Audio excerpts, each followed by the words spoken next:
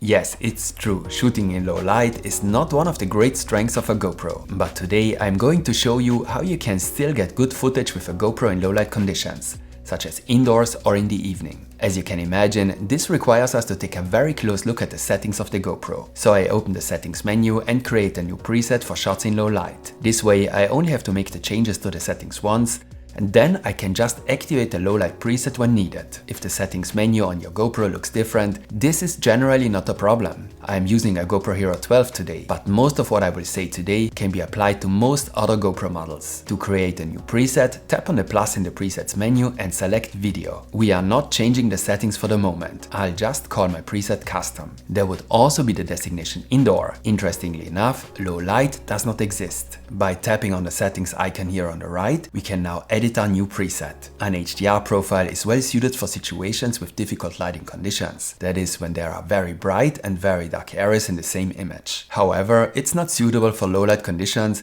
and will have a negative impact on the image quality in these situations. You should therefore do without it and use the standard profile. Here you can select the aspect ratio you need. And the next two settings are especially important: the settings for resolution and frame rate. The GoPro HERO 12 allows you to shoot at a maximum resolution of 5.3K. Normally, you'll get the best possible image quality with your GoPro at this resolution. However, that's not true in low light conditions. That has to do with the way a GoPro reduces image noise in low light. So in low light, you should use a resolution of 4K. The results are significantly better than in 5.3K. The right frame rate is also of great importance. A high frame rate usually leads to particularly smooth and naturally looking shots. However, a lot of frames per second have to be captured. There is therefore little time to expose the individual frame. The camera can only capture very little light for the individual frame. For this reason, high frame rates in low light are a big disadvantage. I would therefore recommend a frame rate of 24. For all those living in the PAL region, that would be 25 frames per second. Under lens, you can choose the setting that best suits your shot. I use white. I set the Hypersmooth stabilization to on. We'll discuss the topic of stabilization in more detail in a moment. But first, we need to talk about exposure settings. To get the best possible results in low light, we should set the exposure completely manually. This can be done using the Protune settings. You should know that the brightness of a shot, that is the exposure,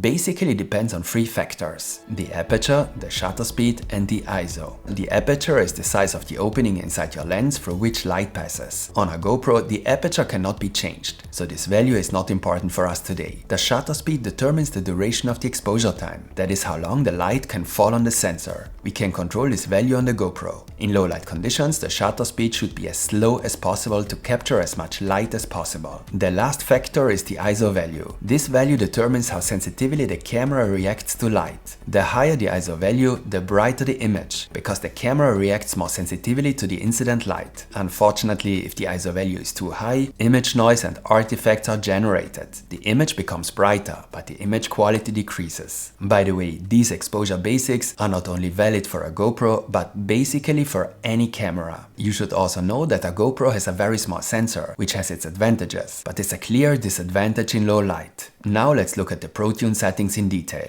As explained earlier, the shutter speed determines the duration of the exposure and should therefore be as slow as possible. The shutter speed does not only affect the brightness of the image, but also the motion blur. A longer exposure results in more motion blur. Fast movements will blur more. Basically, there is a rule in filmmaking for the optimal amount of motion blur. The shutter speed should be exactly twice as high as the frame rate. At a frame rate of 25 frames per second, the shutter speed should be 1/50th of a second. At 24 frames per second, it should be 1/48th of a second. So in low light, I manually set my shutter speed to 1/48 or 1/50. To get even more light, you could also set your shutter speed to the value of your frame rate, so 1/24 or 1/25. But you'll get way too much motion blur. Your shot will look very strange, especially if there is a lot of motion. So such a low shutter speed is only useful if your shot doesn't contain much motion. For example, in a talking headshot like this one, it would hardly be noticeable. Now you should know that there is an important disadvantage when we manually set the shutter speed to 1/50th or 1/48th. Due to the resulting motion blur, which in theory would actually be optimal, the electronic stabilization of your GoPro can no longer work as efficiently. The electronic image stabilization needs very sharp images in order to work well.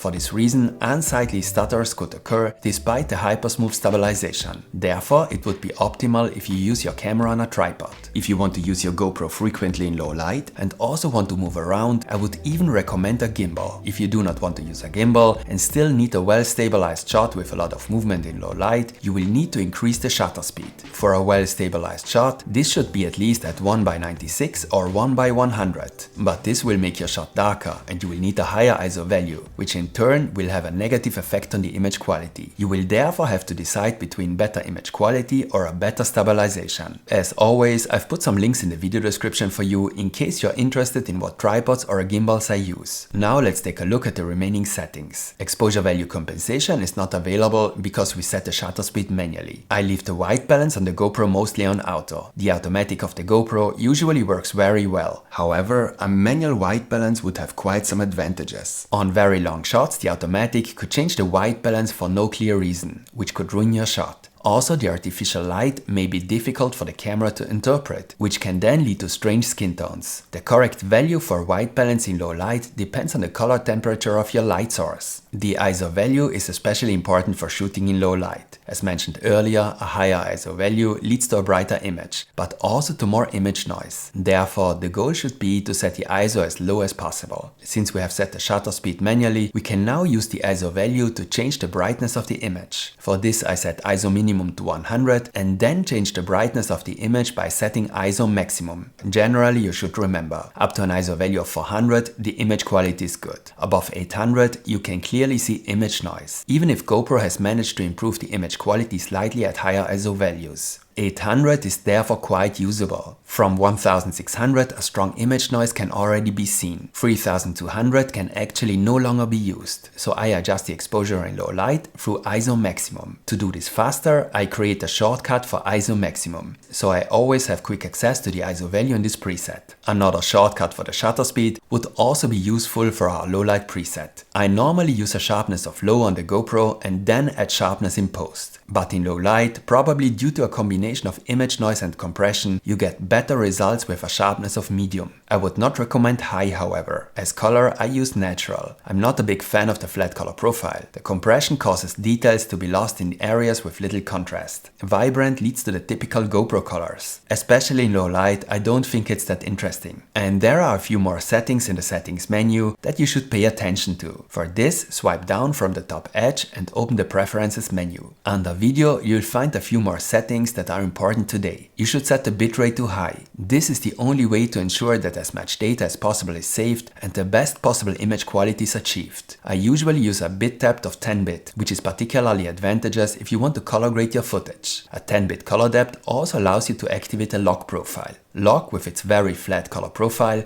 primarily provides more flexibility when color grading, but also slightly improves the dynamic range. However, lock doesn't have any particular advantages in low light conditions, and you have to color grade all your footage. I would rather avoid it. If you live in the PAL region, that is in most countries outside the US and Canada, you should set anti-flicker to 50 Hz. This allows for a frame rate of 25 frames per second and helps to avoid flickering issues with artificial light. With this, we have optimally set up our GoPro. Now I would like to give you a few simple tips for shooting in low light. When shooting indoors, use the available light as best as possible. That means if it's still bright outside, place your subject near the window and use the natural light as light source. This usually gives better results than the artificial light in the room. Also keep in mind that a low light shot can also look like a low light shot, so you can expose your shot a bit darker. It's normal for a night shot to look very dark overall. And of course you can bring additional light sources yourself. This RGB light here, for example, is not expensive and can easily be taken anywhere. Especially for indoor shots, you should also pay attention to a high dynamic range. If it's relatively dark in the room, but there is still daylight outside, your windows might burn out completely when they're in the frame. Such a shot won't look good. Avoid such a situation if possible, or adjust your exposure accordingly, always if that makes sense. So let's summarize the most important things. Use a low frame rate, for example 24 or 25 frames per second. Manually set the shutter speed to twice the frame rate, that is to 1/48 of a second when shooting at 24 frames per second. Adjust the exposure using ISO maximum, whereby the image quality will drop sharply, especially above 1600. And don't forget that the stabilization won't work as well in low light. And that's it for today. If you're interested in the best settings for normal lighting conditions, check out my respective video. And if this video was helpful for you, give me a like as feedback. There will be more GoPro tutorials to come, so stay tuned and see you next time.